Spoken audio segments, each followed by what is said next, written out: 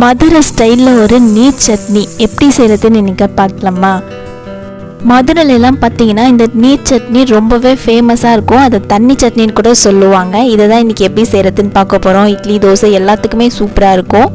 Hi friends, welcome to daily vlog voyages. வீடியோக்குள்ளே போகிறதுக்கு முன்னாடி நம்ம channel daily vlog voyages subscribe பண்ணிக்கோங்க. கூடவே இருக்க பெல் சிம்பலையும் கிளிக் பண்ணிக்கோங்க.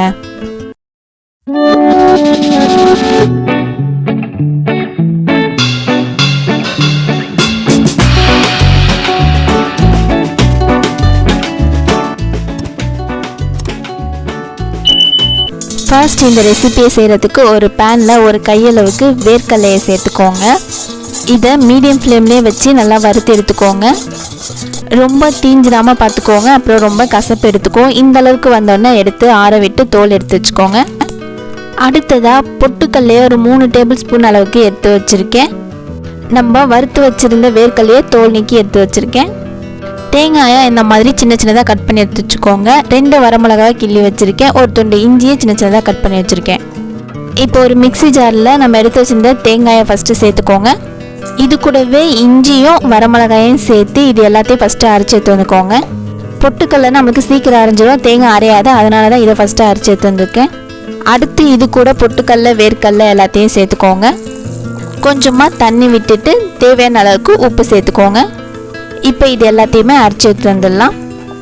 இது கூட ஒரு 4-5 புதினா இலை, கொஞ்சமாக கொத்தமல்லி சேர்த்துக்கோங்க. இப்போ கொஞ்சம் தண்ணி சேர்த்து மறுபடியும் இதை பல்ஸ் மோடில் அரைச்சி எடுத்து வந்துடுங்க. தேவையான அளவுக்கு தண்ணி சேர்த்து கலந்துக்கோங்க. இது நீர் சட்னி, அதாவது தண்ணி சட்னி, அதனால் நிறைய தண்ணி இருந்தால் தான் நல்லாயிருக்கும். எல்லாத்தையும் இந்த மாதிரி மிக்ஸ் பண்ணி விட்டுக்கோங்க. இப்போ இதுக்கு தாளிப்பு ரெடி பண்ணிடலாம். அதில் ஒரு பேன் வச்சுட்டு ஆயில் சேர்த்துக்கோங்க.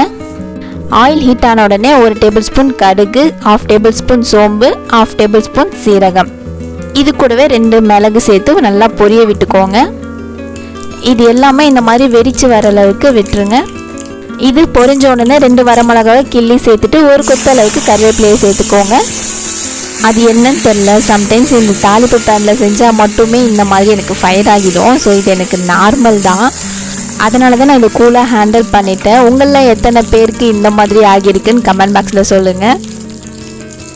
அடுத்து ஃபைனலாக இது கூட கொஞ்சமாக பெருங்காயத்தூள் சேர்த்துக்கோங்க. சேர்த்துட்டு இது எல்லாத்தையுமே நல்லா மிக்ஸ் பண்ணி நம்மளுடைய சட்னியில் சேர்த்துதுங்க. அப்படியே மிக்ஸ் பண்ணி எடுத்தோன்னா நம்மளுடைய மதுரை ஸ்டைல் நீர் சட்னி ரெடி ஆயிடுச்சு. இட்லி தோசை ரெண்டுத்துக்குமே சூப்பராக இருக்கும் இந்த சட்னி. ஸோ கண்டிப்பாக ட்ரை பண்ணி பாருங்கள். நான் இன்றைக்கி தோசைக்கு தான் இந்த சட்னி ரெடி பண்ணியிருந்தேன். ட்ரை பண்ணிவிட்டு எப்படி இருந்துச்சுன்னு கமெண்ட் பாக்ஸில் சொல்லுங்கள். அப்படியே இந்த வீடியோக்கு ஒரு லைக்கையும் போட்டு உங்களோட ஃப்ரெண்ட்ஸ்க்கும் ஷேர் பண்ணிக்கோங்க. Okay, bye friends.